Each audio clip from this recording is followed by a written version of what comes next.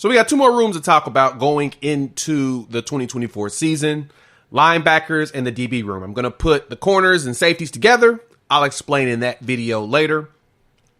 But these are the two most experienced rooms returning next season. And so Sooner fans should be excited here because this linebacker room, yeah, all the production still stacked, still going to be there. So let's dive into what this room looks like next season, who I think are the young players that's going to emerge and jump out.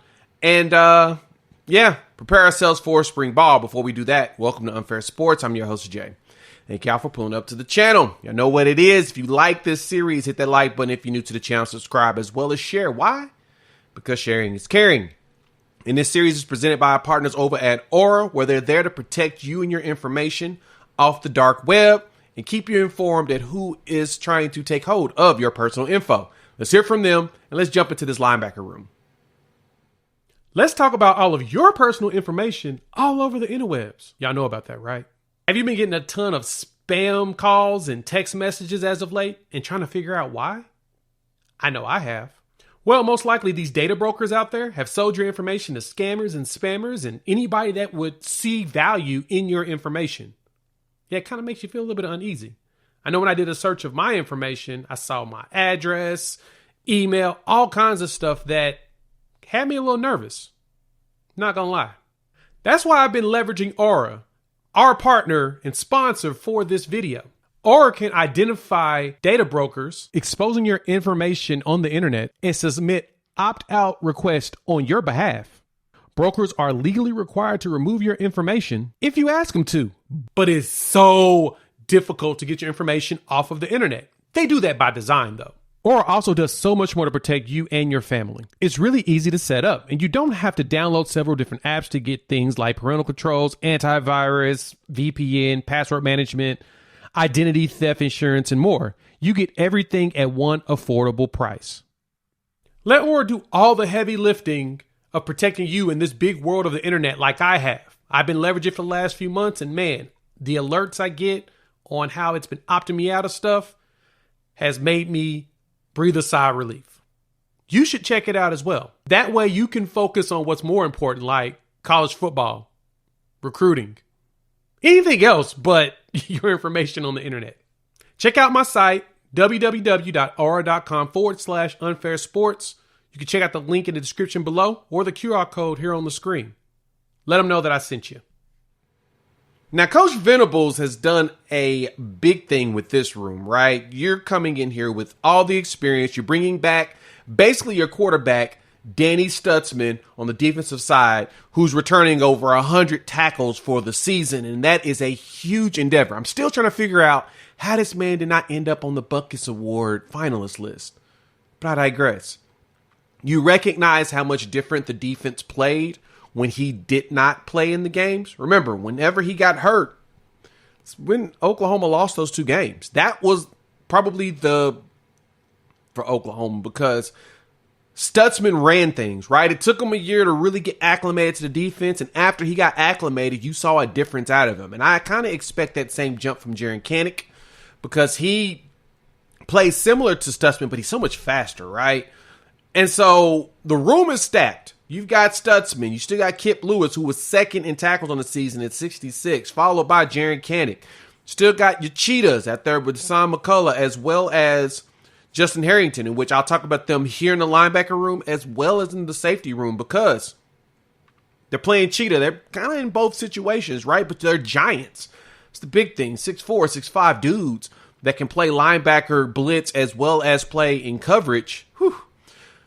It's going to be fun seeing what they do. And then, of course, bringing in your new defensive coordinator in Zach Alley, who's going to be running similar defense, but adding some wrinkles of creativity to help Oklahoma be able to jump out.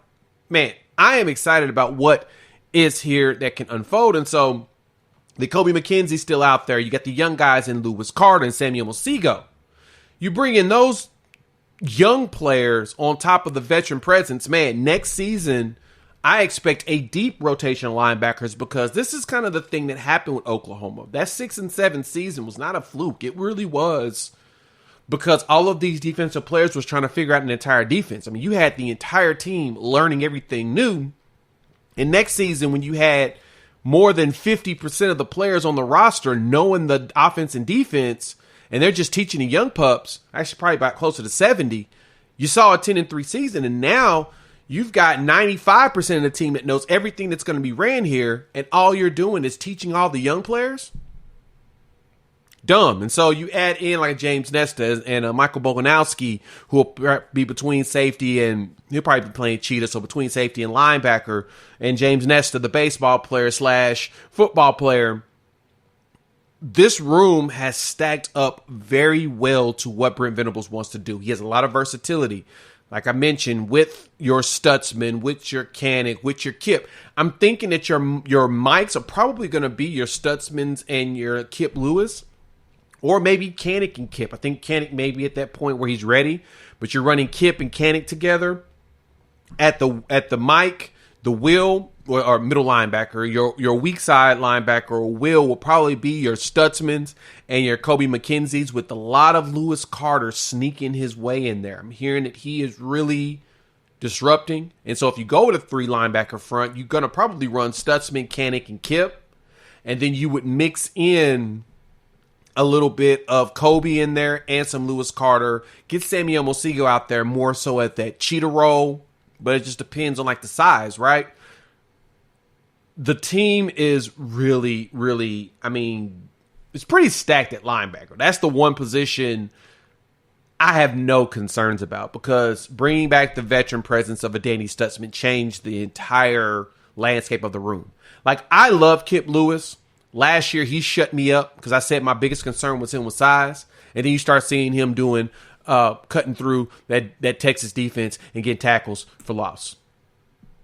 Shut your boy up. Not going to lie. He got me wrong. He said, hey, I don't need to have all the extra size. Now, durability may be a question long term, but if he's playing at that high level and he's taking care of himself and he's getting stronger and making himself durable, no concerns whatsoever in my world. And then you add in some of the young players like Taylor Heim. I know that they're trying to size him up, but he's 6'6", 210.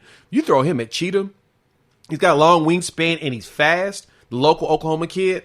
I think he can be a threat. Like him and Taylor Wine, it's kind of funny. They both came in around the same size, and it looks like Wine has gone up there in the 250 range, and Heim is still in the 210s, 215s. But I think Heim can be something, be a threat at the safety spot down the road, right? Like, so I am not concerned about him today. We knew him coming in as a project, had to make sure we can get his weight up, and he could be a true threat. But I think he could show something long term, right? But I don't expect to see I expect to see him, but not a lot. My focus here, starters, is going to be Stutzman and Kip. I think that Canick and Kobe McKenzie rotates. I think you see some Lewis Carter mixed in there and some Samuel Mosigo. And next season's going to be fun. The good thing is everybody's young, right? We'll be playing a lot of redshirt sophomores in 2025 because, of course, Stutzman should be gone at that point. Canick will probably still be here, but I'm anticipating him, Kip, Omosigo, as well as Lewis Carter being your main rotation. Lewis Carter, the Crimson Missile, is going to be leveling folks. He's yoked. He's strong. He's going to be a terrifying force once they get him out there and get him knowing the playbook. The biggest thing about a lot of these players, it's not about their true ability. It's about them understanding the playbook and knowing where to be, right? On the defensive side of the ball, just like on offense, you got to be in the right spots. And if you're going to be in one spot, you have to have faith that somebody's going to cover you on that side. And that same person that's supposed to be covering you has to have faith that you're going to do your assignment. That way, everybody's in the right places on the same page. And that is not as easy as you think, right? We all have a tendency to try to overcompensate for others in fear of a mistake being made. And that is usually what happens to you at the linebacker spot the most, right? I think secondary follows right behind that. Defensive line, they just go attack. But your linebackers typically are the ones that are more susceptible to that. Which is why for a Brent Venables defense and a Zach Alley defense, for that matter, linebacker is so critical and they have so much more responsibility on their back than anybody else. They're kind of cleaning up for the secondary and the defensive line. They're filling those holes, filling those gaps on the run game and make sure they're in the right spots. And coverage, they're making sure that they're causing disruption by being in that particular zone area to make throwing lanes harder. And they're, covering up if, the wide receiver gets beat across the middle. They got to be there for that. So there's so much cleanup you got to do at linebacker that makes it a lot harder to grasp what everything you got to do. So I don't think that the linebacker position is probably, to me, the position I think is we're the safest at, even though our secondary was a lot better than y'all thought last season.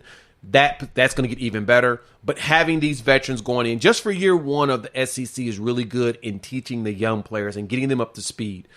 I mentioned it in the defensive line video. We were playing like 4,000 snaps worth of young players from freshmen, redshirt freshmen, and sophomores. So guys within their first 2 years of college football, more than anybody else that was ranked in college football at that time. That's huge. That means all those players got a lot of experience, and now they're ready going into the SEC. So the key thing here today, durability. Going forward in spring ball, durability. We need healthy guys. So that linebacker having a good 5 to 6 guys that can rotate is perfect because you're going to get nicked up. That is college football, especially in the SEC when you're going against a whole bunch of dudes that's usually bigger. We got to make, as long as we've got that 2 and 3 deep looking solid, linebacker's going to be on hit. So let me know what y'all think. Hop in the comments. Let me know your thoughts. How you feeling about Brent Venables and Zach Alley's defense? How you feel about them going into spring ball? Who you think is going to be running with the 1s and 2s in spring practice? Love to hear from you all. Made it this far at the content, please hit that like button. If you're new to the channel, subscribe. Love for y'all to join this family of Sooner fans, talking OU football, college football in general, having a blast doing it. So YouTube says check out one of these videos. I highly recommend it. This is the playlist, and this is just something else you need to watch. We'll talk soon.